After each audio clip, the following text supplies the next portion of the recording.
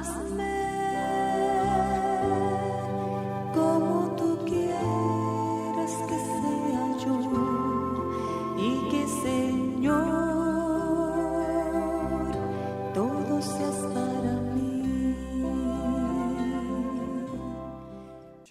Vamos a comenzar cantando al Señor el himno número 1. ¿Qué les parece, hermanos? Busquemos en nuestros himnarios este himno que habla de nuestro Dios, que es 3 veces santo. Santo, santo, santo.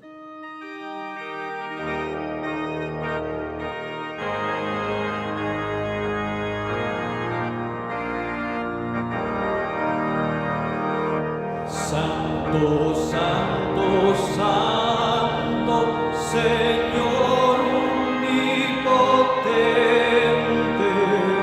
siempre el labio mío loores te dará.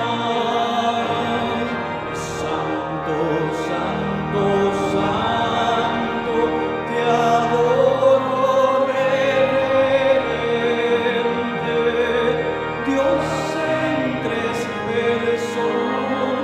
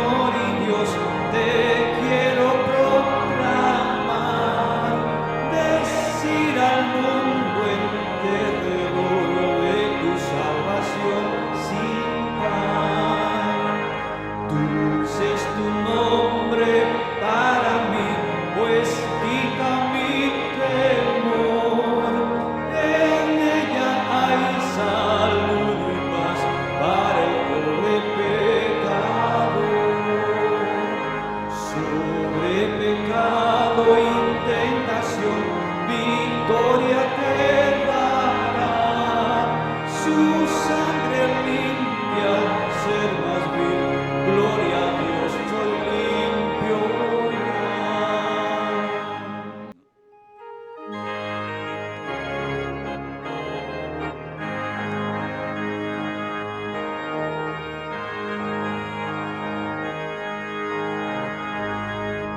Cristo es mi dulce Salvador, mi bien, mi paz, mi luz.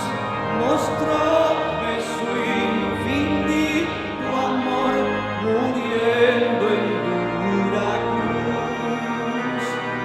Cuando estoy triste, encuentro en él consolador y amigo fiel.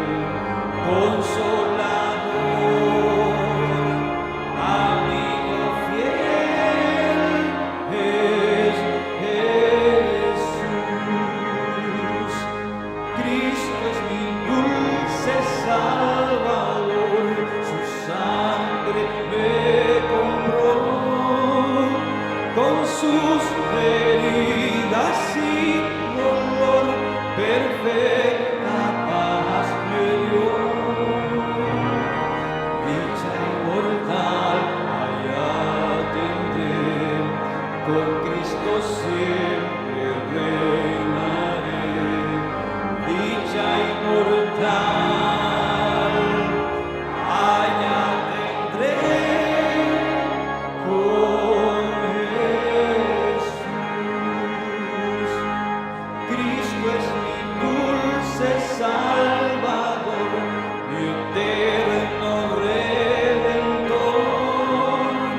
Oh, nunca yo podré pagar la deuda de su amor. Le seguiré, pues en la luz no temeré llevar su cruz. No temeré llevar la cruz de Jesús. Cristo es mi dulce Salvador, por él salvado soy. La roca de la eternidad, en quien seguro estoy.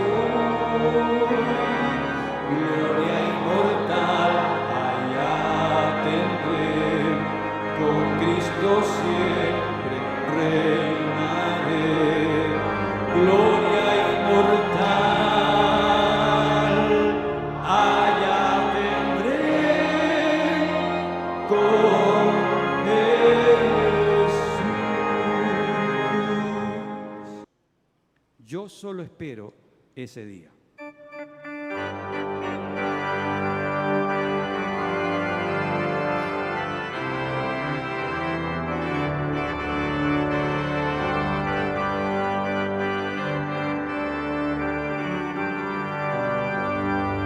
Yo solo espero ese día cuando Cristo volverá. Yo solo espero ese día cuando Cristo volverá. Afán y todo trabajo para mí terminará. Cuando Cristo venga, a su reino me llevará. Cuando Cristo venga, a su reino me llevará. Ya no me importa que el mundo me desprecie por doquier.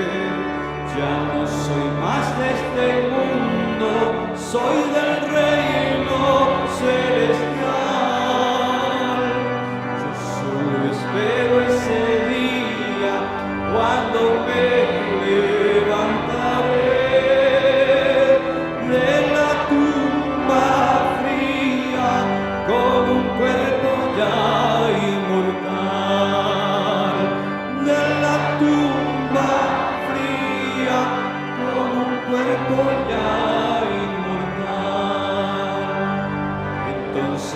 allí triunfante, victorioso estaré. A mi Señor Jesucristo cara a cara le veré. Allí no habrá más tristezas ni trabajos para mí. Con los redimidos al Cordero alabaré. Con los redimidos al Cordero alabaré. Muy buenas noches, queridos hermanos, que el Señor les bendiga. Damos gracias a Dios por la oportunidad que nos concede de estar una vez más reunidos en torno a la bendita palabra de Dios, y por este medio, Dios mediante, el próximo lunes iniciaremos nuestras actividades presenciales aquí en el Templo Alianza. No se olviden, el día domingo tenemos nuestros cultos presenciales con toda normalidad. Gracias a Dios tuvimos ya las actividades con las damas aquí y no tuvimos ninguna novedad, así que con la bendición del Señor, Dios mediante, el próximo lunes retornamos a la presencialidad en los estudios bíblicos. Hoy comenzamos el libro de Números. Es un libro que para muchas personas no tiene ninguna significancia, igual que el libro de Levítico, porque a veces se lo lee de manera corrida o de manera muy superficial y no se busca la enseñanza que tiene Dios que decirnos a través de este libro. Porque toda la escritura es inspirada por Dios. Y al decir esto, el apóstol Pablo incluía todos estos libros de manera especial porque eran los que en aquel entonces tenían a la mano. Y el libro de Números es una consecución de lo que estábamos viendo en el libro de Levítico. Un detalle interesante es que este libro realmente, en cuanto al significado de su nombre en hebreo, Bamidbar, significa en el desierto, más allá que Números. Aquí vamos a encontrar la narración de lo que sucedió en el desierto, cómo llegaron al desierto, cómo los trató Dios allí y cómo Dios los sacó del desierto hacia la tierra prometida. Y entre esas cosas es interesante también considerar la conducta del pueblo de Israel. ¿Por qué tanto tiempo en el desierto? Definitivamente el pueblo debía estar preparado para entrar en la tierra prometida. Y si nosotros consideramos, las personas que salieron de Egipto eran personas que habían vivido como esclavos durante 430 años. Lamentablemente habían atesorado muchas cosas negativas de Egipto, cosas que aprendieron de la convivencia diaria, de la cultura de ellos y también de la religiosidad de ellos. Todas estas cosas habían afectado el comportamiento del pueblo hebreo mientras estuvieron en Egipto, y estas cosas se fueron haciendo visibles a lo largo del proceso de salir de Egipto, el año que estuvieron frente al monte Sinaí, y todo esto se va a ir revelando a lo largo de estos años que están por venir en el pueblo de Israel. Y una de las características que hemos visto desde la salida hasta estos días, y la veremos a lo largo del libro de Números, es la rebeldía. Y la rebeldía es un pecado sumamente serio. Y nosotros vamos a ver cómo el Señor trata al pueblo a causa de la rebeldía, de la soberbia, de la altisonancia con la que ellos hablaban de Dios, hablaban de Moisés, y aún la forma como Moisés se expresó ante el pueblo, lo que lo dejó fuera de la tierra prometida. Así que es un libro interesante porque tiene mucho que enseñarnos acerca de cómo debe ser nuestra conducta, primeramente para con Dios, segundo para con nuestras autoridades, tercero, aún en la convivencia los unos con los otros. Porque si bien es cierto, el pueblo de Israel había salido de Egipto, pero lamentablemente en el corazón de ellos todavía estaba presente Egipto. Y a menudo pienso que cosas así pasan con nosotros. Hay ciertas costumbres y ciertas prácticas las cuales no hemos echado del campamento, por decirlo de una forma simbólica. De eso se trata en estos primeros 4 capítulos que vamos a empezar a tratar. Y se hacen manifiestas a lo largo de nuestro peregrinaje en la vida. Y es vergonzoso tener que luchar con cierto tipo de actitudes que están ligadas a la soberbia, que están ligadas al orgullo, que están ligadas a la murmuración, a la rebeldía, igual que el pueblo de Israel. Así que a veces en nuestra vida también son necesarios algunos desiertos para confrontarnos con este tipo de realidades y seguir un proceso de perfeccionamiento, de purificación en cuanto a nuestra vida con Dios. Y en cierto sentido podríamos nosotros considerar este peregrinaje un tanto parecido al peregrinaje del creyente hacia la Nueva Jerusalén, que para nosotros viene a ser esa tierra prometida que lo fue en aquellos días para el pueblo de Israel. Espero que este libro sea de profunda bendición para cada uno de nosotros y que a lo largo de la consideración de todas las cosas que vamos a encontrar aquí, no solo haya un aprendizaje en cuanto a lo intelectual. Anhelo profundamente que Dios use su palabra para moldear nuestro carácter, para moldear nuestras vidas, para mostrarnos su poder y para mostrarnos que las cosas que suceden en nuestra vida están ligadas a la providencia de Dios, a la soberana voluntad de Dios. Por tanto, tengamos cuidado nosotros de reaccionar de manera negativa, sabiendo que Dios tiene control de todas las circunstancias que nosotros atravesamos y lo que nosotros vivimos está bajo ese tamiz de la soberanía de Dios. Por tanto, anhelo que nuestra conducta, nuestro carácter, nuestra forma de expresarnos pueda ser moldeada mientras nosotros transitamos por este libro de Números, y anhelo que al terminar este libro seamos perfeccionados por el Señor y su bendita palabra. Un detalle interesante con el que comienza el libro de Números, capítulo 1, versículo 1, es que vamos a encontrar algo que a mí me llamó la atención en cuanto a cronologías. Dice: habló Jehová a Moisés en el desierto de Sinaí, en el tabernáculo de reunión, en el día primero del mes segundo, en el segundo año de su salida de la tierra de Egipto, diciendo.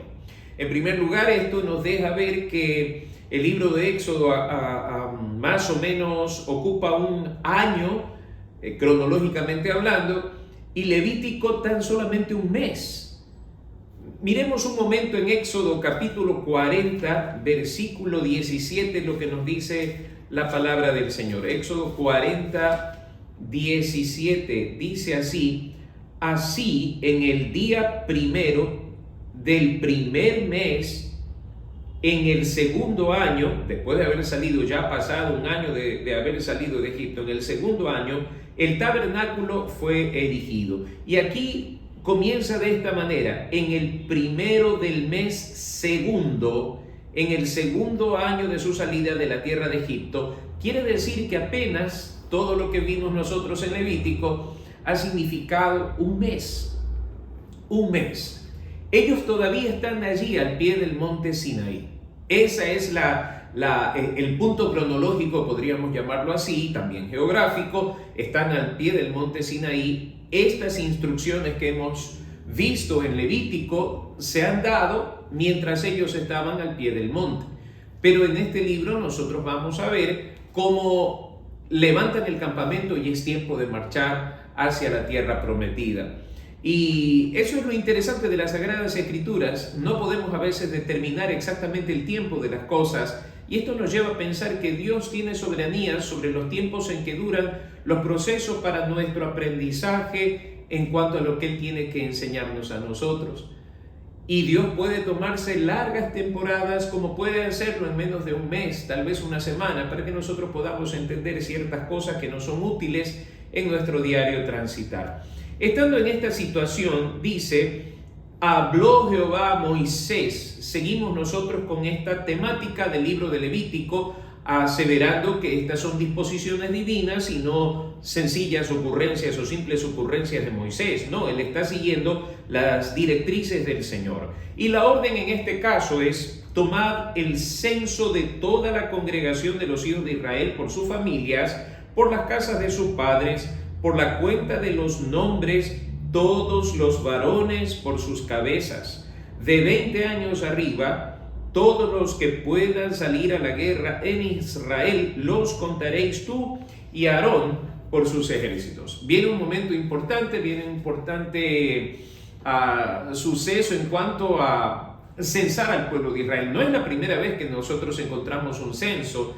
cuando Jetro visitó a Moisés, Jetro le recomendó hacer eso. En el capítulo 18 de Éxodo, versículo 21, dice: además escoge tú de entre todo el pueblo varones de virtud, temerosos de Dios, varones de verdad que aborrezcan la avaricia, y escuche, y ponlos sobre el pueblo por jefe de millares, de centenas, de 50 y de 10. La idea aquí es censar el pueblo, administrar bien, dirigirlo bien, programarlo de tal manera que cumpla funciones específicas. No solamente es el hecho de saber cuántos somos, sino organizar bien el pueblo. Y aquí se nos dice que deben ser de 20 años arriba. Todos los que pueden salir a la guerra en Israel, los contaréis tú y Aarón por sus ejércitos. El primer censo tenía que ver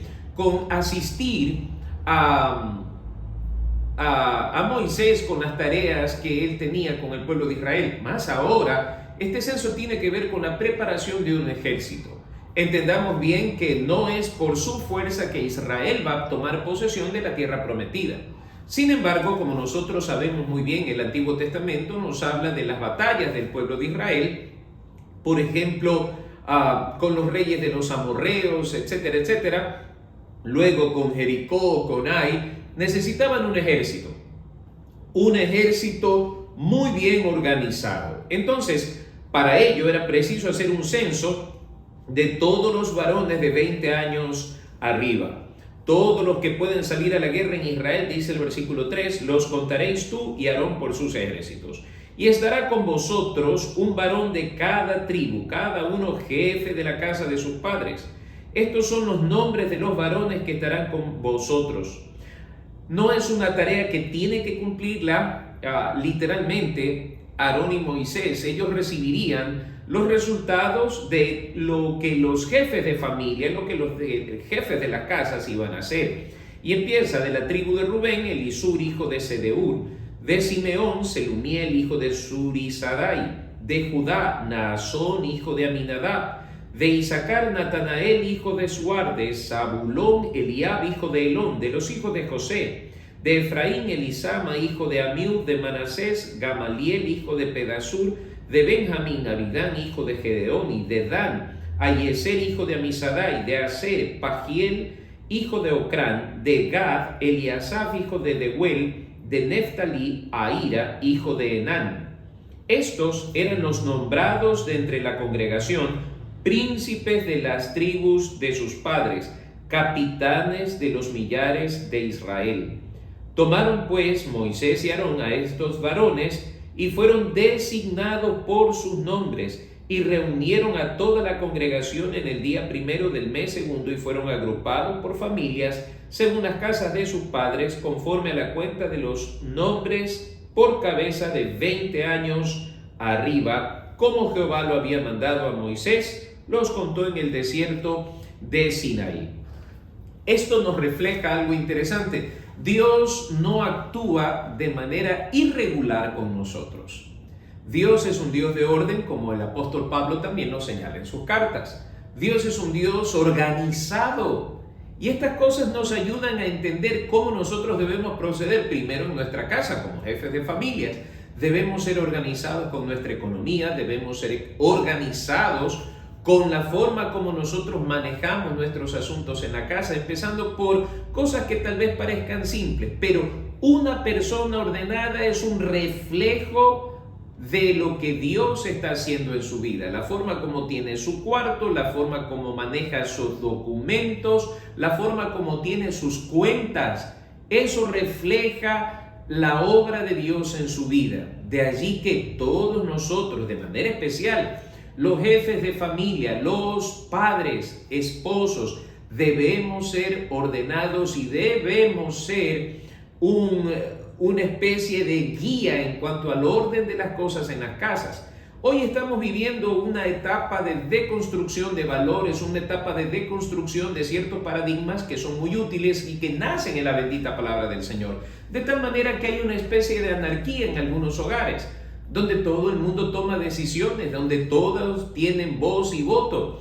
Yo recuerdo cosas tan simples como lo que sucedía en nuestra infancia. No había platos a la carta, se comía lo que había. Se llamaba a toda la familia al almuerzo y nadie escogía esto como o esto no como. Hoy en día me llama mucho la atención que hay hijos que dicen, no, a mí esa comida no me gusta, yo no voy a comer eso, me voy a pedir una hamburguesa. Ese tipo de cosas, al parecer, son triviales, son cosas que no afectan. Pero déjenme decirles, si nosotros concedemos ese tipo de cosas, empezamos a perder la gobernabilidad del hogar. El jefe de familia, el padre, el esposo, es la autoridad en el hogar. Y si él no establece ese orden lo terminará estableciendo quienes no están llamados para ser autoridad en el hogar.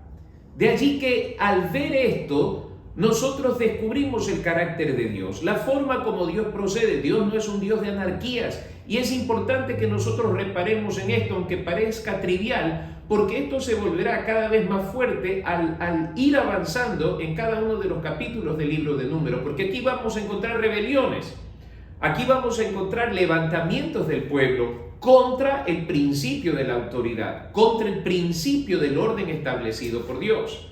Así que me parece que es necesario que nosotros vayamos atesorando este tipo de principios en cuanto a organización para tomar sabiduría en nuestro corazón, partiendo de estos detalles que tienen que ver con el orden que Dios establecía en cuanto a lo que debían hacer a razón del censo que debía levantarse del pueblo de Israel. Y empieza aquí a mencionar a cada una de las tribus, exceptuando, como ustedes verán más adelante, a la tribu de Leví. Empieza el versículo 20, dice, de los hijos de Rubén, primogénito de Israel por su descendencia, por su familia, según las casas de sus padres, conforme a la cuenta de los nombres por cabeza, todos los varones de 20 años arriba, todos los que podían salir a la guerra. Los contados de la tribu de Rubén fueron 46.500. Y vamos a ir avanzando en la lectura de esta manera. Voy a leer la tribu y voy a leer el resultado del censo, porque vamos a encontrar que se repiten siempre las mismas palabras. Dice el versículo 22 de los hijos de Simeón, versículo 23 en su parte final dice fueron 59.300. Versículo 24 de los hijos de Gad, en la parte final del versículo 25 fueron 45.650. Versículo 26 de los hijos de Judá, en el versículo 27 parte final dice fueron 74.600. Versículo 28 de los hijos de Isaacar, versículo 29 parte final dice fueron 54.400. Versículo 30 de los hijos de Zabulón, versículo 31 parte final fueron 57.400. Versículo 32 de los hijos de José. Y aquí hay una aclaración. Se cuenta tanto a los hijos de Efraín como a los hijos de Manasés. Y dice, de los hijos de Efraín, por su descendencia, por su familia, según las casas de sus padres, conforme a la cuenta de los hombres de 20 años arriba, todos los que podían salir a la guerra. Los contados de la tribu de Efraín fueron 40.500. Y de los hijos de Manasés, versículo 35, parte final, dice, fueron 32.600. Es interesante reparar en esto. De los hijos de Benjamín, por su descendencia, por sus familias, según las casas de sus padres, etcétera, etcétera. Versículo 37, fueron 35.400. Versículo 38 nos dice de los hijos de Dan. En el versículo 39 nos da el resultado, fueron 62.700. Versículo 40 de los hijos de Aser, por su descendencia, por sus familias, etcétera, etcétera.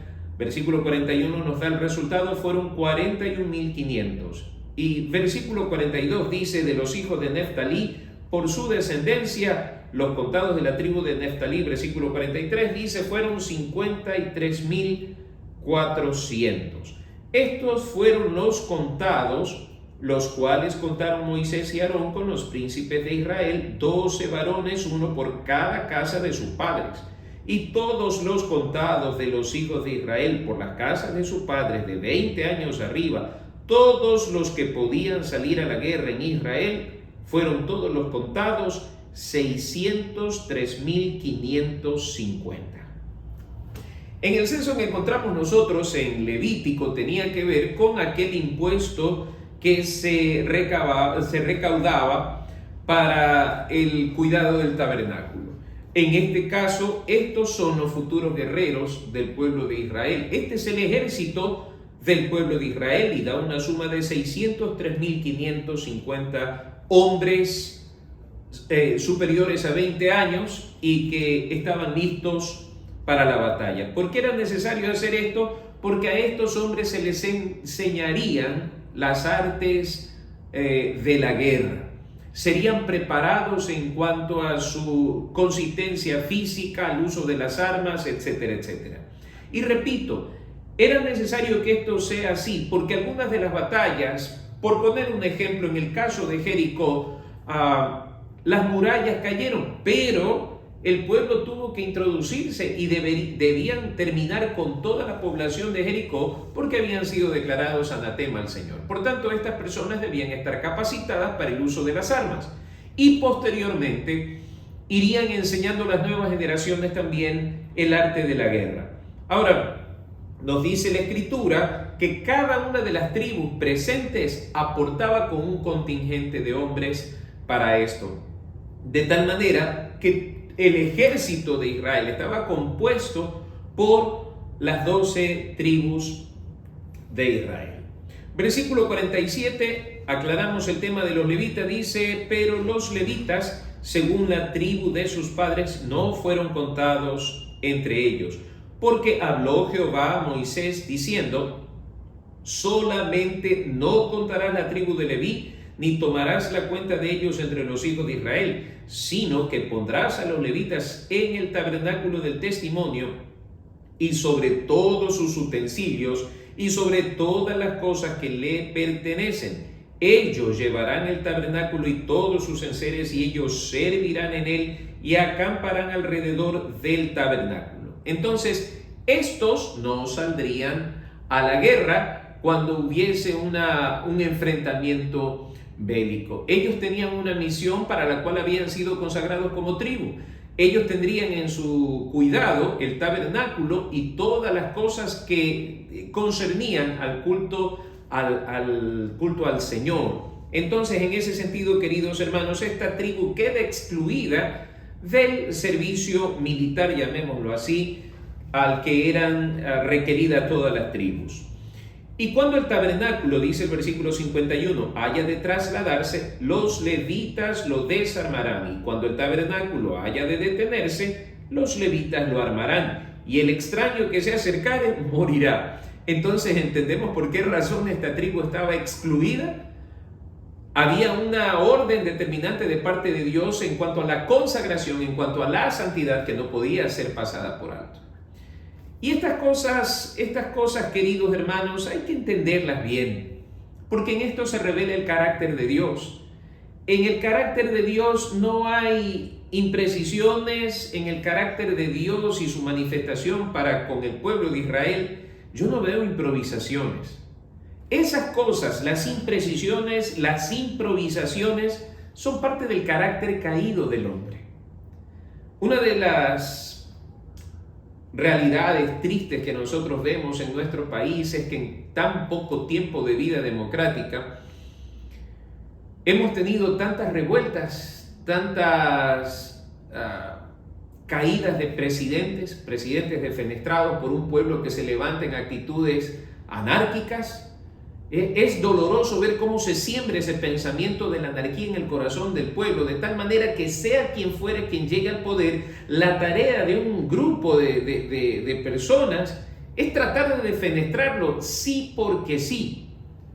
Es una actitud tan hostil, es una actitud tan cerrada, tan ciega, que impide la gobernabilidad de los pueblos. Y lo lamentable es cuando ese tipo de pensamiento incursiona en el corazón de la iglesia. Una iglesia que no respeta a sus autoridades, su gobernabilidad. Es una iglesia que termina, o es un grupo de hermanos dentro de una iglesia que termina fraccionándola, termina dividiéndola. ¿Por qué razón? Porque no respetan el orden establecido por Dios. ¿Y qué es lo que sucede entonces? Ese grupo que se divide está condenado a dividirse. Y no se dan cuenta que la iglesia, igual que el ministerio de los levitas, es algo que Dios ha diseñado en su corazón, que Dios ha establecido principios y normas que deben ser respetadas para ello, donde no cabe esa improvisación de nosotros los hombres, pasando por alto lo que Dios establece, de tal manera que nosotros a nuestro criterio empecemos a construir un modelo diferente. Cuando eso sucede, queridos hermanos, sucede un sinnúmero de desgracias para la iglesia. Y es lo que pasaba en el pueblo de Israel. Vamos a ver más adelante este tipo de órdenes que Dios establece, empezando porque Moisés era el hombre, Aarón era su ayudante. Se levantarán del mismo pueblo del Señor, guiados por él y aún de algunos levitas, personas rebeldes, rebeldes a las disposiciones de Dios, rebeldes a los designios de Dios, con deseos de ser ellos, de levantarse ellos, de ser protagonistas bajo su propia mano y no esperando que sea Dios quien los levante. Lo mismo sucederá más adelante en el tiempo de la monarquía, con los reyes, pretendiendo tomar el trono por la fuerza. Y este tipo de cosas son cosas que están muy arraigadas en el corazón del hombre, que tienen que ver con insatisfacciones muy profundas, tienen que ver con deseos muy mezquinos de la carne y no tienen que ver con ese carácter que está ligado al nuevo nacimiento. A mí me gusta mucho como lo dice el apóstol Pablo, de modo que si alguno está en Cristo, nueva criatura es. Las cosas viejas pasaron. He aquí todas son hechas nuevas, y eso incluye ese tipo de pensamientos que conducen a rebeliones, que conducen a derrocamientos y cosas por el estilo. No, queridos hermanos, a mí me parece que Pablo es claro cuando habla de esa regeneración. Una persona que está en Cristo piensa de manera diferente, no piensa en defenestrar autoridades por simple deporte, por simple insatisfacción. No me parece que debería estar allí. Hablamos mal, murmuramos de la autoridad y vamos a ver más adelante esto. Pero, volviendo a nuestro tema, los levitas no tenían por qué estar metidos en el tema del ejército de Israel. Ellos tenían un ministerio que había sido dado por Dios, que tenía una cláusula de muerte. Fíjense ustedes lo que dice aquí. El extraño que se acercara, en otras palabras, si era de la tribu de Rubén, de la tribu de Simeón, de la tribu de Judá, moría. Solo los levitas. Ahora, es interesante, y lo vamos a ver más adelante, cómo debía ir la disposición del tabernáculo, de tal manera que se diera una centralidad al asunto del tabernáculo, que era un reflejo de la adoración a Dios. Y quienes estaban a cargo de esa tarea de cuidar el tabernáculo, de armarlo y desarmarlo cada vez que se avanzaba, cada vez que se detenía, eran los levitas. Esa era la tarea que ellos tenían. Y fíjense, esa es la disposición de Dios. Entonces, si alguien se levantaba y de pronto a mí no me gusta la idea, ¿por qué los levitas no hacen nada? Solo metidos ahí en el tabernáculo. Yo he escuchado a mucha gente hablar en nuestros días de esa manera, porque no trabajan. Yo he escuchado ese tipo de cosas, ¿no? Y me imagino que los israelitas en los días de Moisés tenían ese tipo de arrestos también tan mezquinos y carnales y poco alumbrados por la verdad de Dios. Y yo me imagino que estaban inconformes. Esta no es mi idea. Ahora, bendito sea Dios, que Dios sabe cómo actúa en los tiempos. Y en aquel entonces, cuando alguien se atrevía a transgredir este tipo de órdenes dadas por Dios, lo aprendía de una manera, el pueblo, lo aprendía de una manera clara, porque la persona que se atrevía a transgredir este tipo de principios establecidos por Dios moría. Si Dios determinaba que el pueblo de Leví se encargara exclusivamente de sus cosas, de guardar el tabernáculo, las cosas consagradas, porque ellos mismos habían sido consagrados al Señor, bendito sea su nombre, esa era la tarea de ellos. Dios iba a protegerlos a ellos. Y vamos a ver más adelante en la disposición del pueblo en su avanzada, cómo había la protección para el tabernáculo y cómo el tabernáculo se convertía en el centro de la comunidad israelita. Luego dice, versículo 52, los hijos de Israel acamparán cada uno en su campamento y cada uno junto a su bandera por sus ejércitos. Pero los levitas acamparán alrededor del tabernáculo del testimonio para que no haya ira sobre la congregación de los hijos de Israel. Y los levitas tendrán la guarda del tabernáculo del testimonio. E hicieron los hijos de Israel conforme a todas las cosas que mandó Jehová a Moisés, así lo hicieron. Entonces, cada uno iba a acampar en su campamento y si Dios lo permite, el próximo lunes vamos a llevar una diapositiva para mostrar más o menos cómo era este asunto de la forma en que debían acampar. Y cada una de las tribus, cada uno de los hijos de Israel acamparían en su campamento junto a su bandera por sus ejércitos. Entonces, aquí iba a estar la tribu de Rubén, acá iba a estar la tribu de Judá, acá iba a estar otra tribu, de tal manera que cada uno tenía su lugar. Y vamos a ver cómo se disponen todas estas cosas. Pero la tribu de Leví acamparía alrededor del tabernáculo, volviendo su rostro hacia el tabernáculo y manteniendo su mirada fija en el tabernáculo. Los levitas acamparán alrededor del tabernáculo para que no haya ira sobre la congregación de los hijos de Israel, y ellos tendrán la guarda del tabernáculo del testimonio. Me encanta cómo termina el versículo 54 porque nos da una idea del momento.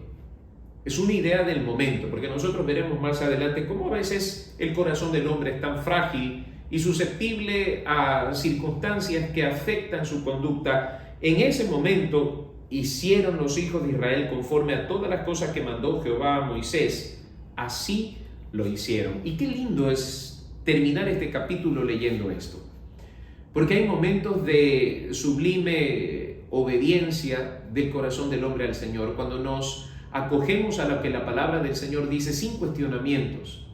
Cuando nosotros leemos la bendita palabra del Señor y descubrimos algo maravilloso en la palabra del Señor con respecto a nosotros, por ejemplo, la salvación, y nosotros nos acogemos con profunda humildad y sencillez a la verdad del Señor. Lo mismo cuando se habla acerca de la conducta de la iglesia, ¿no? Y nosotros recibimos esa palabra, la acogemos con mansedumbre, nos sometemos a lo que Dios dice. Y así sería interesante ir avanzando paso por paso en la construcción de un carácter conforme al corazón de Dios. De allí lo importante también que son las cartas del apóstol Pablo, donde hablan directamente acerca de nuestro comportamiento como iglesia. Y es un comportamiento que fluye en primer lugar desde la casa. El ser iglesia no es una cosa que se termina en cuatro paredes, lo que nosotros conocemos como un templo. El ser iglesia es algo que va a la casa. La iglesia va a la casa, la iglesia va a la calle, porque tú eres la iglesia del Señor. Y entendiendo ese principio de que tú y yo somos iglesia del Señor, ruego a Dios con todo mi corazón que no perdamos nosotros la perspectiva, que no perdamos nosotros esa orientación de parte de Dios acerca de cómo debemos ser, cómo debemos conducirnos, aún en nuestra forma de hablar. Yo solía decir hace algún tiempo atrás, cuando una persona tiene una convicción, así sea haciendo deporte, manifiesta sus convicciones. Cuando una persona hace deporte, la conocemos bien. Logramos conocer cómo es realmente, porque en el momento del deporte manifestamos lo que somos. Abrimos nuestro corazón, gritamos, nos reímos, nos enojamos. A veces hacemos cosas que no deberíamos. Y empezamos a conocer profundamente a las personas. De allí que un creyente debe guardar sus convicciones, aún en los momentos de relajación como el hacer deporte. Que los demás que están a tu alrededor puedan distinguirte a ti de entre el grupo y decir, él es cristiano. ¿Por qué? Porque al igual que el pueblo de Israel resolviste hacer las cosas conforme Jehová, nuestro Señor y Dios, las había ordenado. Es mi anhelo que empecemos nosotros a construir algunas cosas preciosas en cuanto a nuestro andar con Cristo, partiendo de estos modelos, partiendo de estos principios. Si Dios dice que no mientas, no mentimos. Si Dios dice en su palabra, airaos, pero no pequéis, nos podemos molestar, sí, pero no llegar al punto de la pecaminosidad con nuestro enojo. Si la palabra del Señor dice que no hay que codiciar nada de nuestro prójimo, no lo hacemos. Si la palabra del Señor dice que el corazón contento hermosea el rostro, pues que se alegre nuestro corazón en la bondad de Dios y que esa hermosura trascienda en nuestro rostro, porque es una evidencia para todos de que el Señor vive en nosotros. Les deseo que tengan una feliz noche y que la palabra del Señor bendiga sus pensamientos y corazones. Dios mediante, nos vemos el día lunes.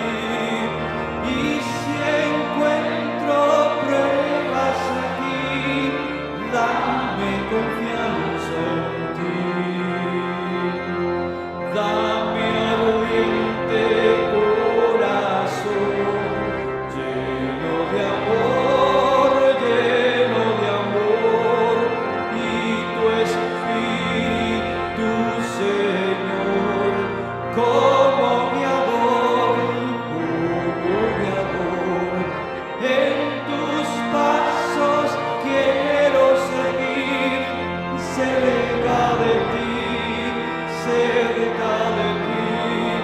Y si encuentro pruebas aquí, dame confianza en ti. De pie, hermanos.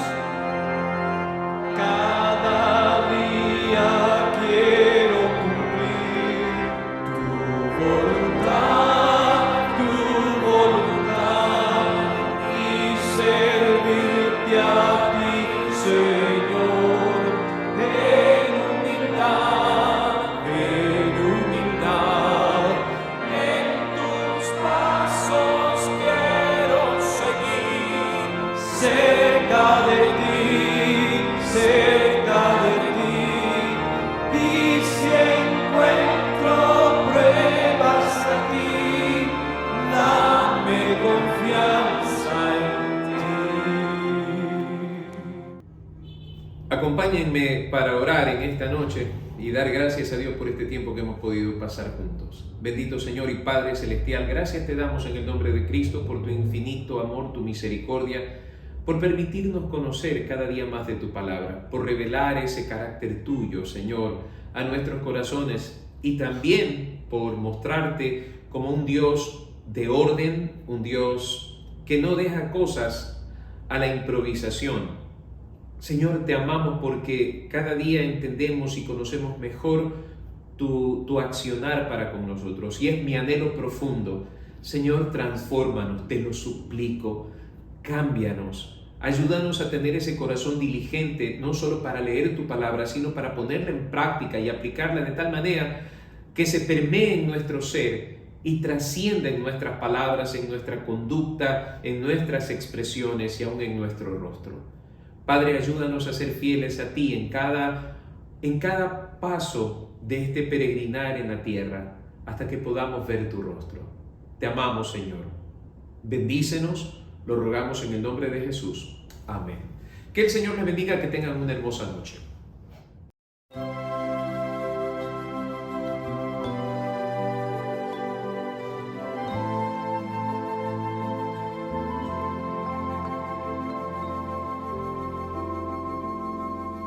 Padre, ayúdame siempre a vivir solo por ti, sí, solo por ti.